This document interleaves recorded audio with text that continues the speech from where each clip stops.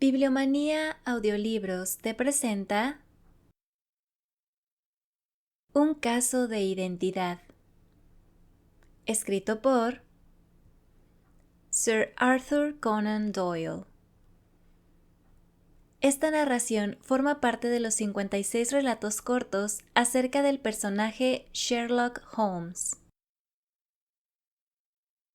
Querido amigo, dijo Sherlock Holmes mientras nos sentábamos a ambos lados del fuego en su alojamiento de Baker Street. La vida es infinitamente más extraña que cualquier cosa que la mente del hombre pueda inventar. No nos atreveríamos a imaginar las cosas que en realidad son simples hechos cotidianos de la vida. Si pudiéramos salir volando por esta ventana de la mano, sobrevolar esta gran ciudad, retirar suavemente los tejados y asomarnos a las cosas extrañas que ocurren, a las extrañas coincidencias, a los planes, a los propósitos cruzados, a las maravillosas cadenas de acontecimientos que funcionan a través de las generaciones y que conducen a los resultados más extravagantes, haría que toda la ficción, con sus convencionalismos y sus conclusiones previstas, fuera de lo más rancia y poco provechosa. Y sin embargo, no estoy convencido de ello, respondí. Los casos que salen a la luz en los periódicos son, por regla general, lo suficientemente escuetos y vulgares. Tenemos en nuestros uniformes policiales el realismo llevado a sus límites extremos, y sin embargo, el resultado no es, hay que confesarlo, ni fascinante ni artístico. Hay que utilizar cierta selección y discreción para producir un efecto realista, comentó Holmes. Esto falta en el informe policial, donde se hace más hincapié, quizás, en los tópicos del magistrado que en los detalles que para un observador contienen la esencia fundamental de todo el asunto. No hay nada tan poco natural como los hechos cotidianos. Sonreí y negué con la cabeza. Puedo entender que piense así, dije. Por supuesto, en su posición de asesor no oficial y ayudante de todos los que están absolutamente perplejos, a lo largo de 3 continentes, usted está en contacto con todo lo que es extraño y bizarro. Pero aquí, recogí el periódico de la mañana del suelo. Vamos a ponerlo a prueba en la práctica. Este es el primer título que he encontrado. La crueldad de un marido con su mujer. Hay media columna de letra, pero sé, sin leerlo, que todo me resulta perfectamente familiar. Está, por supuesto, la otra mujer, la bebida, el empujón, el golpe, la contusión, la hermana comprensiva o la casera. El más burdo de los escritores no podría inventar nada más burdo. En efecto, su ejemplo es desafortunado para su argumento, dijo Holmes, tomando el papel y echando un vistazo a él. Se trata del caso de la desaparición de Dundas y, por casualidad, me ocupé de aclarar algunos pequeños puntos en relación con él. El marido era abstemio, no había otra mujer, y la conducta denunciada era que había adquirido el hábito de terminar cada comida sacando su dentadura postiza y lanzándosela a su mujer, lo cual, como usted comprenderá, no es una acción que se le ocurra a la imaginación del narrador medio. Tome un pellizco de rapé, doctor, y reconozca que le he dado un buen golpe con su ejemplo. Le tendió su tabaquera de oro viejo, con una gran amatista en el centro de la tapa. Su esplendor contrastaba tanto con sus formas hogareñas y su vida sencilla que no pude evitar comentarlo. «Ah», dijo, «me olvidé de que no te había visto durante algunas semanas. Es un pequeño recuerdo del rey de Bohemia a cambio de mi ayuda en el caso de los documentos de Irene Adler». «¿Y el anillo?», pregunté, echando un vistazo a un notable brillante que brillaba en su dedo. Era de la familia reinante de Holanda, aunque el asunto en el que le serví era de tal delicadeza que no puedo confiárselo ni siquiera a usted, que ha tenido la bondad de hacer la crónica de uno o dos de mis pequeños problemas. ¿Y tienes alguno a mano ahora mismo?, pregunté con interés. Unos 10 o 12, pero ninguno que presente alguna particularidad de interés. Son importantes, como comprenderá, sin ser interesantes. De hecho, he comprobado que, por lo general, es en los asuntos sin importancia donde hay campo para la observación y para el rápido análisis de causa y efecto que da el atractivo a una investigación. Los crímenes más grandes suelen ser los más sencillos, porque cuanto más grande es el crimen, más obvio es, por regla general, el motivo. En estos casos, salvo un asunto bastante intrincado que me han remitido desde Marsella, no hay nada que presente rasgos de interés. Es posible, sin embargo, que tenga algo mejor antes de que pasen unos minutos, ya que este es uno de mis clientes, o estoy muy equivocado. Se había levantado de su silla y estaba de pie entre las persianas separadas, mirando hacia la calle londinense, de tonos neutros y apagados. Mirando por encima de su hombro, vi que en la acera de enfrente había una mujer grande con una pesada bufanda de piel alrededor del cuello y una gran pluma roja rizada en un sombrero de ala ancha que estaba inclinado a la manera coqueta de la duquesa de Devonshire sobre su oreja. Debajo de esta gran panoplia, miraba de forma nerviosa y vacilante hacia nuestras ventanas, mientras su cuerpo oscilaba hacia adelante y hacia atrás, y sus dedos jugueteaban con los botones de sus guantes. De repente, como una zambullida, como la del nadador que abandona la orilla, se apresuró a cruzar la calle y oímos el agudo tañido del timbre. «He visto estos síntomas antes», dijo Holmes, arrojando su cigarrillo al fuego. «La oscilación en la acera siempre significa un affaire de coeur. Le gustaría recibir un consejo, pero no está segura de que el asunto no sea demasiado delicado para comunicarlo. Y sin embargo, incluso aquí podemos discriminar. Cuando una mujer ha sido gravemente perjudicada por un hombre, ya no oscila, y el síntoma habitual es un hilo de timbre roto. Aquí podemos entender que hay un asunto de amor, pero que la doncella no está tan enfadada como perpleja o apenada. Pero aquí viene en persona a resolver nuestras dudas». Mientras hablaba, se oyó un golpecito en la puerta, y el chico de botones entró para anunciar a la señorita Mary Sutherland, mientras la propia dama se asomaba detrás de su pequeña figura negra como un mercante a toda vela detrás de un diminuto barco piloto. Sherlock Holmes le dio la bienvenida con la naturalidad que le caracterizaba y tras cerrar la puerta y sentarla en un sillón, la observó con la minuciosidad y abstracción que le eran propias. «¿No te parece», dijo, «que con tu corta vista es un poco difícil escribir a máquina?» «Al principio sí», respondió ella, «pero ahora sé dónde están las letras sin mirar». Entonces, al darse cuenta de repente de todo el significado de sus palabras, dio un violento sobresalto y levantó la vista, con miedo y asombro en su amplio y bien humorado rostro. «¿Ha oído hablar de mí, señor Holmes?», exclamó. «Si no, ¿cómo podría saber todo eso?». «No importa», dijo Holmes riendo. «Es mi trabajo saber cosas.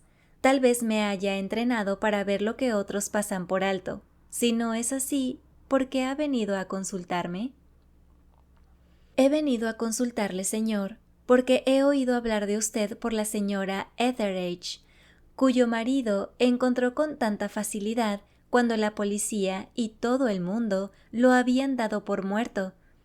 Oh, señor Holmes, me gustaría que hiciera lo mismo por mí. No soy rica, pero aún así tengo 100 al año por derecho propio, además de lo poco que gano con la máquina, y lo daría todo por saber qué ha sido del señor Hosmer Angel». «¿Por qué ha venido a consultarme con tanta prisa?». preguntó Sherlock Holmes con las puntas de los dedos juntas y los ojos hacia el techo. De nuevo, una mirada de asombro apareció en el rostro algo vacuo de la señorita Mary Sutherland. Sí, salí corriendo de la casa, dijo ella, porque me enfureció ver la forma tan fácil en el que el señor Windibank, es decir, mi padre, se lo tomó todo.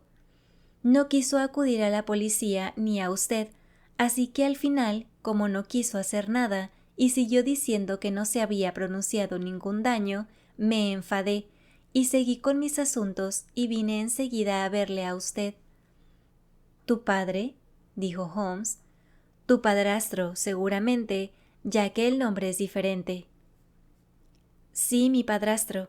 Le llamo padre, aunque también suena raro, pues solo tiene 5 años y 2 meses más que yo.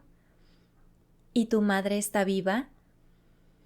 Oh, sí, mi mamá está viva y bien. No me hizo mucha gracia, señor Holmes, que se casara de nuevo tan pronto después de la muerte de padre, y con un hombre casi 15 años más joven que ella. Padre era fontanero en Tottenham Court Road y dejó un prolijo negocio, que madre llevó adelante con el señor Hardy, el capataz, pero cuando llegó el señor Windibank, la obligó a vender el negocio, pues él era un hombre muy superior, ya que era un viajero de los vinos. Obtuvieron 4.700 libras por el fondo de comercio y los intereses, lo que no era ni de lejos lo que habría conseguido padre si hubiera estado vivo. Yo había esperado ver a Sherlock Holmes impaciente bajo esta narración farragosa e intrascendente, pero, por el contrario, había escuchado con la mayor concentración de atención.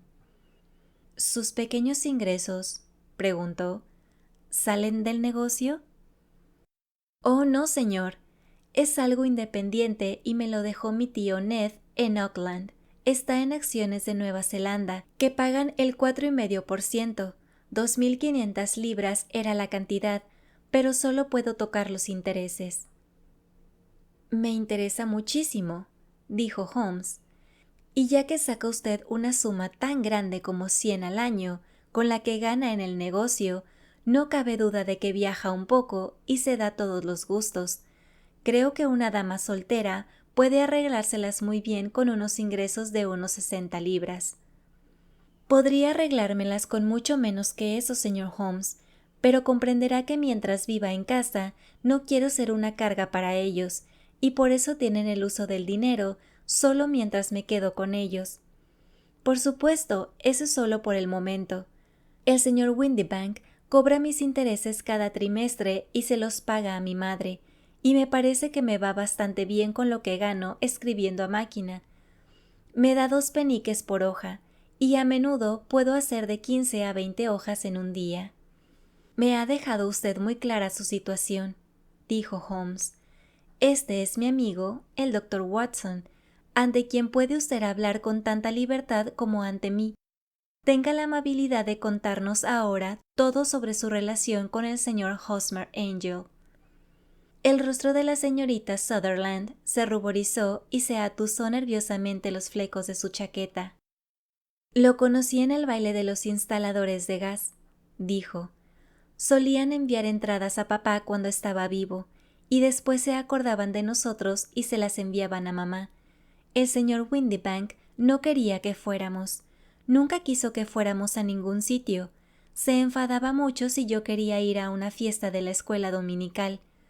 Pero esta vez estaba decidida a ir, y lo haría, pues, ¿qué derecho tenía a impedírmelo? Decía que no nos convenía conocer a la gente cuando todos los amigos de papá iban a estar allí, y dijo que yo no tenía nada que ponerme cuando tenía mi felpa púrpura que nunca había sacado del cajón.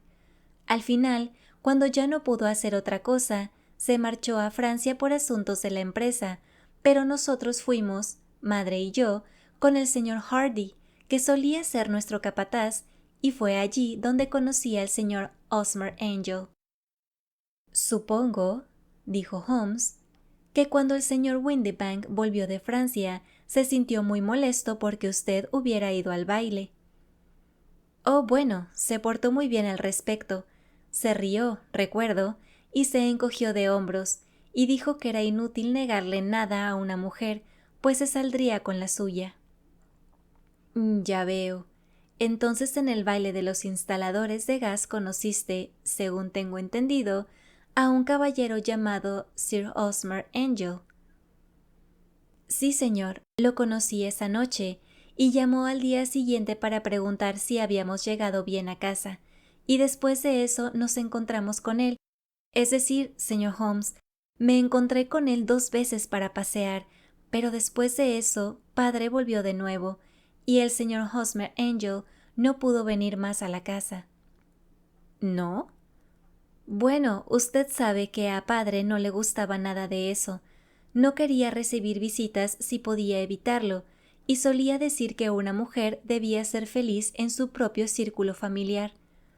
Pero entonces, como yo le solía decir a mi madre, una mujer quiere su propio círculo para poder empezar, y yo todavía no había conseguido el mío. ¿Pero qué hay del señor Hosmer Angel? ¿No hizo ningún intento de verte? Bueno, padre se iba a Francia de nuevo en una semana, y Hosmer escribió y dijo que sería más seguro y mejor no vernos hasta que él se hubiera ido. Podíamos escribirnos mientras tanto, y él solía hacerlo todos los días. Yo llevaba las cartas por la mañana, así que no había necesidad de que padre lo supiera. ¿Estaba usted comprometida con el caballero en ese momento? Oh, sí, señor Holmes. Nos comprometimos después del primer paseo que dimos. Osmer, el señor Angel, era cajero en una oficina de Leadenhall Street. ¿Qué oficina? Eso es lo peor, señor Holmes. No lo sé. ¿Dónde vivía entonces? Dormía en el local. ¿Y no sabe su dirección? No, excepto que era la calle Leadenhall. ¿A dónde dirigía sus cartas entonces? A la oficina de correos de Leadenhall Street para dejarlas hasta que las reclamara. Decían que si las enviaba a la oficina, todos los demás empleados se burlarían de él por tener cartas de una dama, así que me ofrecía escribirlas a máquina, como él hacía con las suyas, pero no quiso, porque decía que cuando yo las escribía, parecían venir de mí, pero que cuando estaban mecanografiadas, siempre sentía que la máquina se había interpuesto entre nosotros. Eso le demostrará el cariño que me tenía, señor Holmes, y las pequeñas cosas que se le ocurrían. Era de lo más sugerente, dijo Holmes. Hace tiempo que es un axioma mío que las pequeñas cosas son infinitamente las más importantes. ¿Puede recordar alguna otra pequeña cosa del señor Hosmer Angel? Era un hombre muy tímido, señor Holmes. Prefería pasear conmigo por la noche que a la luz del día, porque decía que odiaba llamar la atención. Era muy reservado y caballeroso. Incluso su voz era suave. Me dijo que cuando era joven había padecido de quinina y de las glándulas inflamadas, lo que le había dejado una garganta débil y una forma de hablar vacilante y susurrante. Siempre iba bien vestido, muy pulcro y sencillo, pero sus ojos eran débiles, como los míos, y llevaba gafas tintadas contra el resplandor. Bueno, ¿y qué pasó cuando el señor Windibank, tu padrastro, regresó a Francia? El señor Hosmer Angel volvió a la casa y propuso que nos casáramos antes de que regresara padre. Se puso muy serio y me hizo jurar, con mis manos sobre el testamento, que pasara lo que pasara, siempre le sería fiel. Mamá dijo que tenía mucha razón al hacerme jurar, y que era una señal de su pasión. Mi madre se mostró desde el principio a favor de él, y le tenía más cariño que yo. Luego, cuando hablaron de casarse dentro de una semana, empecé a preguntar por mi padre, pero ambos dijeron que no me preocupara por él, sino que se lo dijera después, y mi madre dijo que lo arreglaría todo con él. Eso no me gustó nada, señor Holmes. Me pareció curioso que le pidiera permiso, ya que solo era unos años mayor que yo, pero no quería hacer nada a escondidas, así que escribí a padre a Burdeos, donde la empresa tiene sus oficinas francesas, pero la carta me fue devuelta la misma mañana de la boda. ¿No la recibió entonces? Sí, señor, porque él había partido hacia Inglaterra justo antes de que llegara. Ah, eso fue desafortunado. Su boda fue organizada entonces para el viernes. ¿Iba a ser en la iglesia? Sí, señor, pero con mucha discreción. Iba a ser en St. Saviour, cerca de King's Cross, e íbamos a desayunar después en el Hotel St. Pancras. Hosmer vino a buscarnos en un carruaje, pero como éramos dos, nos metió a los dos en él y se subió él mismo a un coche de 4 ruedas, que resultaba ser el único taxi que había en la calle. Llegamos primero a la iglesia, y cuando el coche de 4 ruedas se acercó, esperamos a que se bajara, pero nunca lo hizo, y cuando el taxista bajó de la cabina y comprobó que no había nadie, el taxista dijo que no podía imaginar lo que le había ocurrido, pues lo había visto entrar con sus propios ojos. Eso fue el viernes pasado, señor Holmes, y desde entonces no he visto ni oído nada que arroje luz sobre lo que fue de él. Me parece que ha sido usted objeto de un trato muy vergonzoso, dijo Holmes. Oh, no, señor. Era demasiado bueno y amable para dejarme así.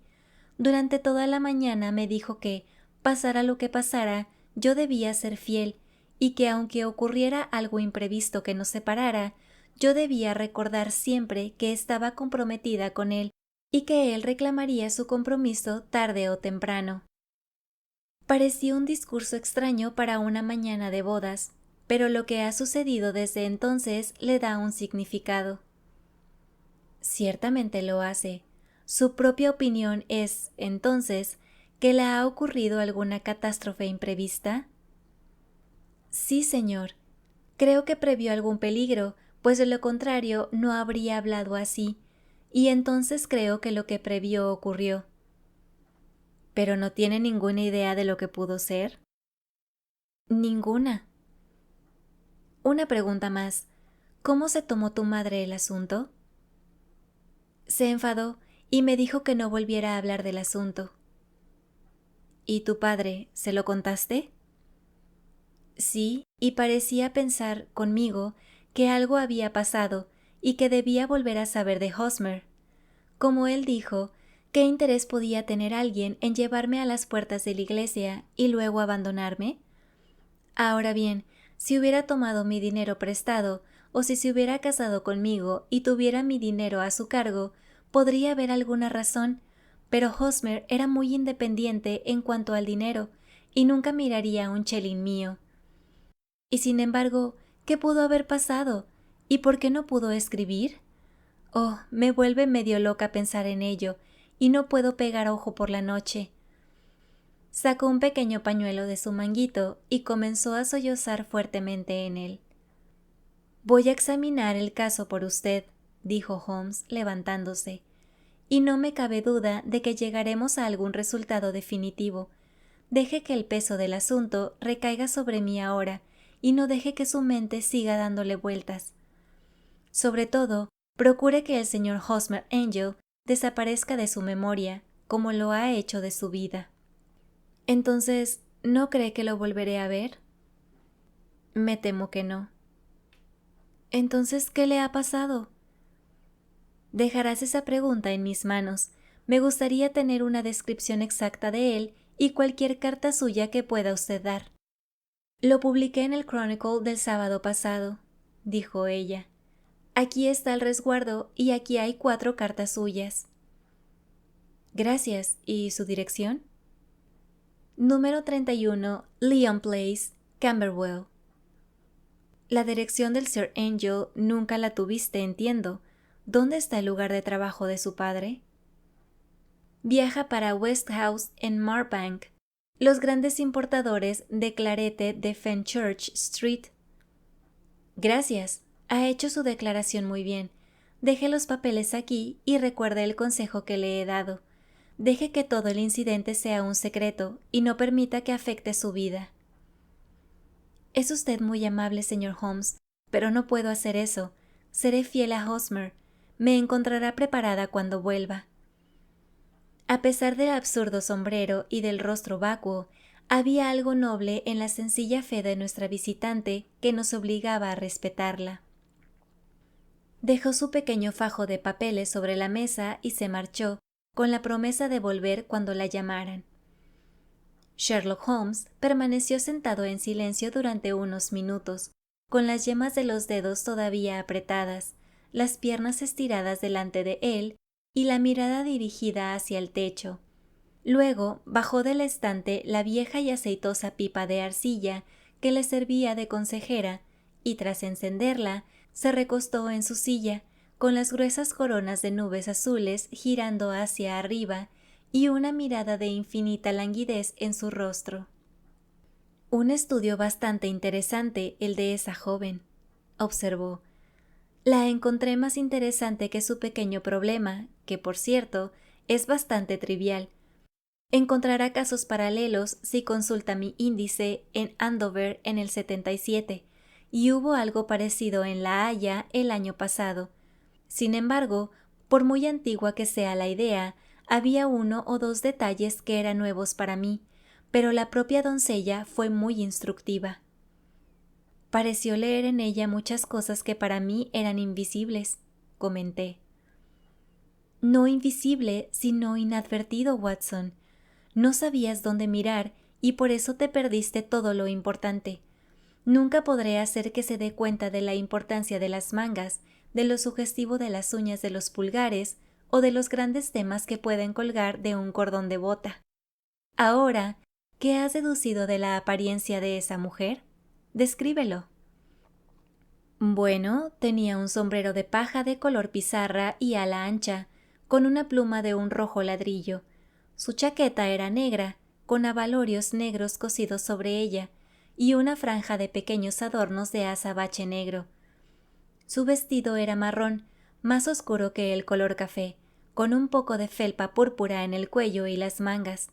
Sus guantes eran grisáceos y estaban desgastados en el dedo índice derecho. No observé sus botas. Llevaba unos pequeños pendientes de oro redondos y colgantes, y un aire general de ser bastante pudiente de una manera vulgar, cómoda y despreocupada. Sherlock Holmes dio una suave palmada y se rió. Mi palabra, Watson, es que está usted muy acertado. Realmente lo ha hecho muy bien. Es cierto que ha pasado por alto todo lo importante, pero ha dado con el método y tiene un ojo rápido para el color. Nunca confíe en las impresiones generales, muchacho, sino concéntrense en los detalles. Mi primera mirada es siempre a la manga de una mujer.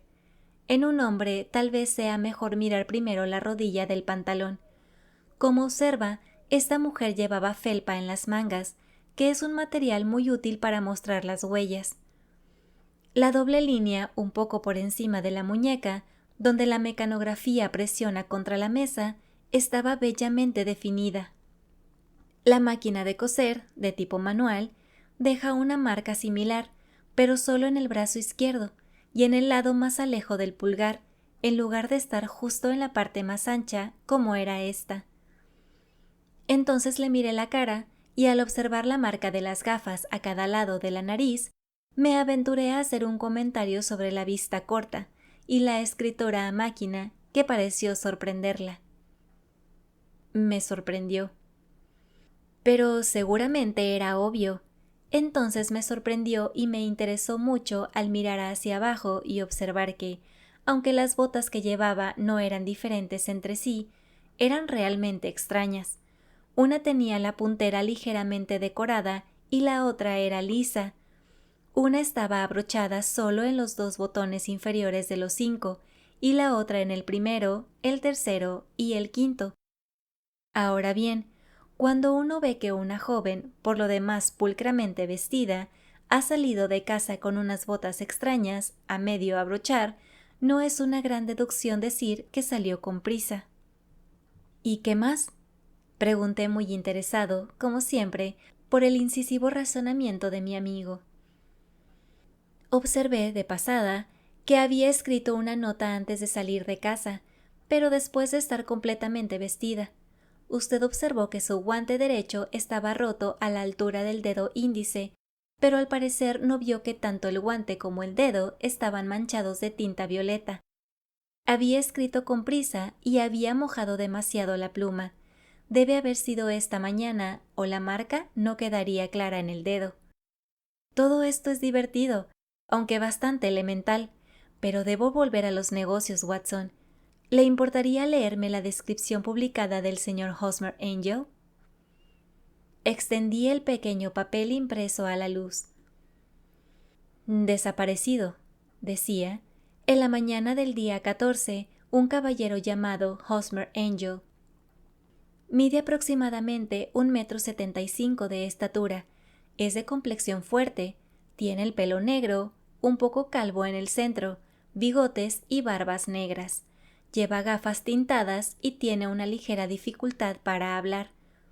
Cuando se le vio por última vez, llevaba un abrigo negro forrado de seda, un chaleco negro, una cadena dorada de Albert y unos pantalones grises de tweed Harris, con polainas marrones sobre botas elásticas. Se sabe que trabajaba en una oficina de Leadenhall Street. Cualquiera que traiga. Eso es todo, dijo Holmes. En cuanto a las cartas, continuó echando un vistazo a ellas, son muy comunes. No hay absolutamente ninguna pista sobre el señor Angel, salvo que cita a Balzac una vez. Sin embargo, hay un punto notable que sin duda le llamará la atención. Están escritas a máquina, contesté. No solo eso, sino que la firma está escrita a máquina. Fíjese en el pequeño y pulcro Angel Hosmer, que aparece al final. Hay una fecha, como ves, pero no hay ninguna superinscripción, excepto la de Leadenhall Street, que es bastante vaga. El punto de la firma es muy sugerente. De hecho, podemos llamarlo concluyente. ¿De qué? Mi querido amigo, ¿es posible que no vea lo mucho que influye en el caso? No puedo decir que lo vea, a menos que quisiera poder negar su firma si se iniciara una acción por incumplimiento de la promesa. No, eso no era la cuestión. Sin embargo, voy a escribir 2 cartas que deberían resolver el asunto. Una es para una empresa de la ciudad, la otra es para el padrastro de la joven, el señor Windibank, preguntándole si puede reunirse con nosotros mañana a las 6 de la tarde. Es mejor que hagamos negocios con los familiares masculinos. Y ahora, doctor, no podemos hacer nada hasta que lleguen las respuestas a esas cartas, de modo que podemos dejar nuestro pequeño problema en el tintero por un momento. Había tenido tantas razones para creer en los sutiles poderes de razonamiento de mi amigo y en su extraordinaria energía en la acción, que sentí que debía tener alguna base sólida para el comportamiento seguro y sencillo con el que trataba el singular misterio que se le había pedido que desentrañara.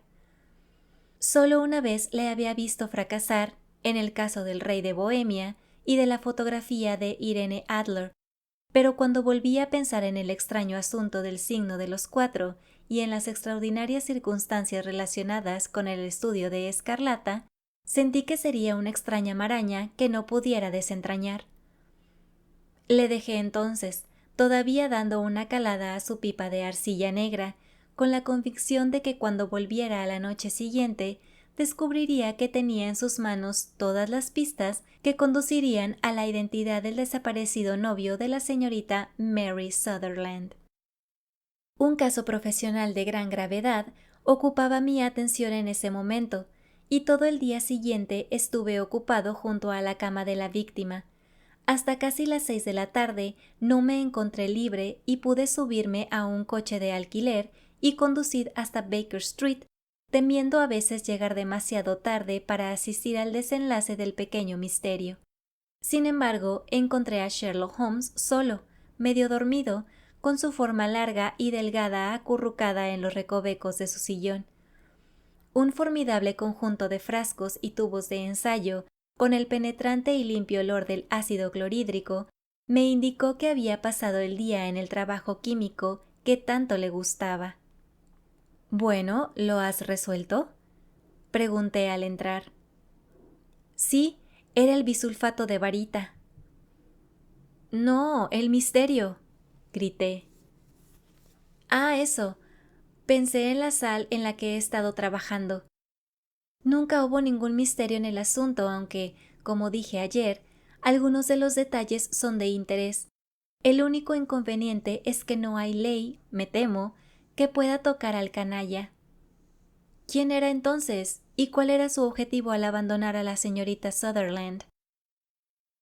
La pregunta apenas había salido de mi boca, y Holmes aún no había abierto los labios para responder, cuando oímos una fuerte pisada en el pasillo y un golpe en la puerta.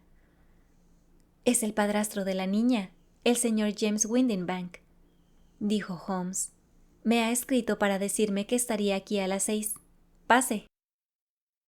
El hombre que entró era un tipo robusto y de mediana estatura, de unos 30 años de edad, bien afeitado y de piel pálida, con unos modales insinuantes y un par de ojos grises maravillosamente agudos y penetrantes. Nos dirigió una mirada interrogativa a cada uno de nosotros, colocó su brillante sombrero de copa sobre el aparador y con una leve inclinación se sentó en la silla más cercana. «Buenas noches, señor James Windibank», dijo Holmes. «Creo que esta carta mecanografiada es de usted, en la que ha concertado una cita conmigo para las 6. «Sí, señor. Me temo que llego un poco tarde, pero no soy del todo mi propio dueño, ya sabe. Lamento que la señorita Sutherland le haya molestado con este pequeño asunto, pues creo que es mucho mejor evitar que se haga público. Fue en contra de mis deseos que viniera, pero es una chica muy impulsiva y excitable, como habrá notado, y no es fácil de controlar cuando se ha decidido por una cuestión. Por supuesto, no me importaba tanto, ya que usted no está relacionado con la policía oficial, pero no es agradable que una desgracia familiar como esta se difunda en el extranjero. Además, es un gasto inútil, pues, ¿cómo podría usted encontrar a ese Angel Osmer? Al contrario, dijo Holmes tranquilamente, tengo todos los motivos para creer que conseguiré descubrir al señor Hosmer Angel. El señor Windibank dio un violento respingo y dejó caer sus guantes. «Estoy encantado de oírlo», dijo. «Es curioso», observó Holmes, «que una máquina de escribir tenga realmente tanta individualidad como la de la letra de un hombre. A menos que sean muy nuevas, no hay dos que escriban exactamente igual. Algunas letras se desgastan más que otras, y algunas se desgastan solo por un lado. Ahora bien, usted observa en esta nota suya, señor Windibank, que en todos los casos hay algún pequeño deslizamiento de la E y un ligero defecto en la cola de la R. Hay otras 14 características, pero esas son las más evidentes. Hacemos toda nuestra correspondencia con esta máquina en la oficina y sin duda está un poco gastada», respondió nuestro visitante, mirando agudamente a Holmes con sus pequeños y brillantes ojos. «Y ahora le mostraré lo que es realmente un estudio muy interesante, señor Windibank», continuó Holmes. «Pienso escribir otra breve monografía algún día de estos sobre la máquina de escribir y su relación con el crimen. Es un tema al que he dedicado un poco de atención. Tengo aquí 4 cartas que supuestamente proceden del hombre desaparecido. Todas están escritas a máquina. En cada una de ellas, no solo las E están arrastradas y las R no tienen cola, sino que observará usted, si se molesta en utilizar mi lupa, que las otras 14 características a las que he aludido también están allí». El señor Windibank se levantó de su silla y recogió su sombrero. «No puedo perder el tiempo con este tipo de conversaciones fantásticas, señor Holmes», dijo. «Si puede atrapar al hombre, atrápelo y avíseme cuando lo haya hecho». «Desde luego», dijo Holmes, acercándose y girando la llave en la puerta. «Le hago saber entonces que lo he atrapado». «¿Qué? ¿Dónde?», gritó el señor Windibank, poniéndose blanco hasta los labios y mirando a su alrededor como una rata en una trampa. «Oh, no funcionará, realmente no funcionará», dijo Holmes con suavidad. «No hay forma de evitarlo, señor Windibank. Es demasiado transparente, y fue un muy mal cumplido cuando dijo usted que me era imposible resolver una cuestión tan sencilla. Así es, siéntese y hablemos de ello. Nuestro visitante se desplomó en una silla con un rostro espantoso y un brillo de humedad en su frente. No es procesable, tartamudeó.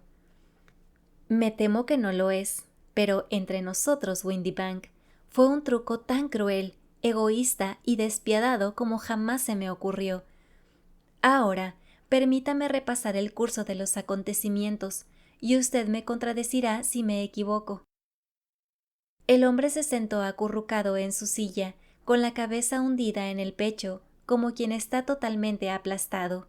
Holmes apoyó los pies en la esquina de la repisa de la chimenea y, echándose hacia atrás con las manos en los bolsillos, empezó a hablar, más bien para sí mismo, según parecía, que para nosotros. El hombre se casó con una mujer mucho mayor que él por su dinero, dijo, y disfrutó del dinero de la hija mientras ella vivió con ellos. Era una suma considerable para gente de su posición, y que su pérdida habría supuesto una gran diferencia. Merecía la pena hacer un esfuerzo para conservarlo. La hija era de buena disposición, afable, pero cariñosa y afectuosa a su manera, de modo que era evidente que con sus buenas ventajas personales y sus escasos ingresos no se le permitiría permanecer soltera por mucho tiempo. Ahora bien, su matrimonio significaría, por supuesto, la pérdida de $100 al año, así que, ¿qué hace su padrastro para evitarlo? Toma la medida obvia de mantenerla en casa y prohibirle que busque la compañía de personas de su edad, pero pronto se dio cuenta de que eso no sería suficiente para siempre. Ella se inquieta, insiste en sus derechos y finalmente anuncia su intención de ir a un baile. ¿Qué hace entonces su inteligente padrastro?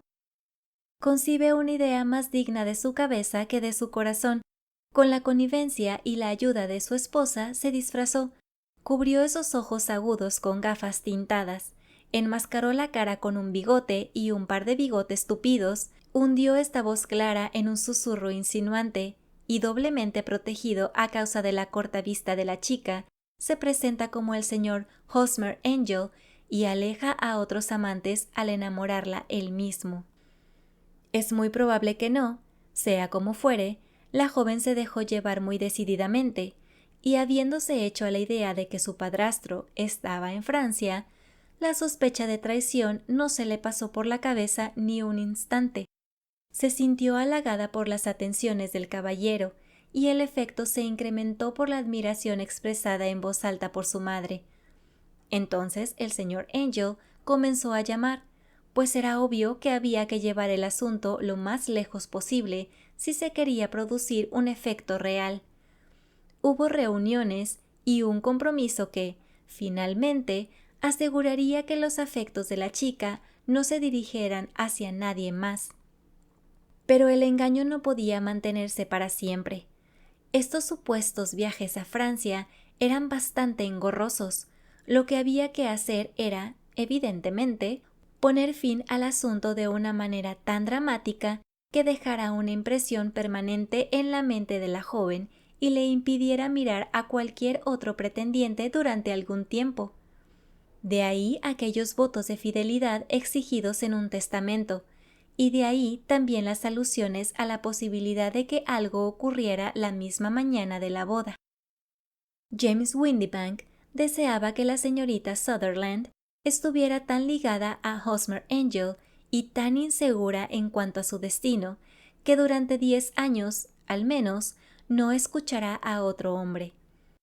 La llevó hasta la puerta de la iglesia y luego, como no podía ir más lejos, desapareció convenientemente mediante el viejo truco de entrar por una puerta de un vehículo de 4 ruedas y salir por la otra. Creo que esa fue la cadena de acontecimientos, señor Windybank.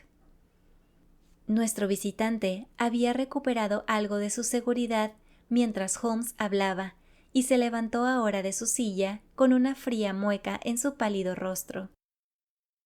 Puede que sea así, o puede que no, señor Holmes, dijo, pero si es usted tan agudo, debería serlo lo suficiente para saber que es usted quien está infringiendo la ley ahora, y no yo. Yo no he hecho nada procesable desde el principio, pero mientras mantenga esa puerta cerrada, se expone a una acusación por agresión y coacción ilegal. La ley no puede, como usted dice, tocarle a usted, dijo Holmes, desbloqueando y abriendo de golpe la puerta. Sin embargo, nunca hubo un hombre que mereciera más el castigo. Si la joven tiene un hermano o un amigo, debería darle un latigazo en los hombros. Por Dios, continuó, enrojeciendo al ver la amarga mueca de desprecio en el rostro del hombre. No forma parte de mis deberes para con mi cliente, pero aquí hay una fusta de caza a mano, y creo que voy a darme el gusto de... Dio 2 pasos rápidos hacia el látigo, pero antes de que pudiera agarrarlo, hubo un salvaje estruendo de pasos en la escalera. La pesada puerta del vestíbulo golpeó, y desde la ventana pudimos ver al señor James Windibank corriendo a toda velocidad por el camino. «Ese es un canalla de sangre fría», dijo Holmes, riendo, mientras se arrojaba una vez más a su silla. «Ese tipo irá de crimen en crimen hasta que haga algo muy malo y acabe en la horca. El caso, en ciertos aspectos, no ha estado del todo desprovisto de interés». «Ahora no puedo ver del todo bien los pasos de su razonamiento», comenté. Bueno, por supuesto era obvio desde el principio que este señor Hosmer Angel debía tener algún motivo de peso para su curiosa conducta, y estaba igualmente claro que el único hombre que realmente se benefició del incidente, por lo que pudimos ver, fue el padrastro. Además, el hecho de que los 2 hombres no estuvieran nunca juntos, sino que uno apareciera siempre cuando el otro estaba ausente, era sugestivo. También lo eran las gafas tintadas y la curiosa voz, que apuntaba a un disfraz, al igual que los tupidos bigotes. Mis sospechas se vieron confirmadas por su peculiar forma de escribir a máquina, su firma, lo que, por supuesto, deducía que su letra le era tan familiar que reconocía hasta la más mínima muestra de ella. Como ve, todos estos hechos aislados, junto con muchos otros menores, apuntaban todos en la misma dirección. ¿Y cómo los verificó? Habiendo localizado a mi hombre, fue fácil conseguir la corroboración. Conocía la empresa para la que trabajaba este hombre. Una vez tomada la descripción impresa, eliminé de ella todo lo que pudiera ser resultado de un disfraz, los bigotes, las gafas, la voz, y la envié a la empresa con la petición de que me informaran si respondía a la descripción de alguno de sus viajeros. Ya había notado las peculiaridades de la máquina de escribir y escribí al propio hombre a su dirección comercial preguntándole si vendría aquí.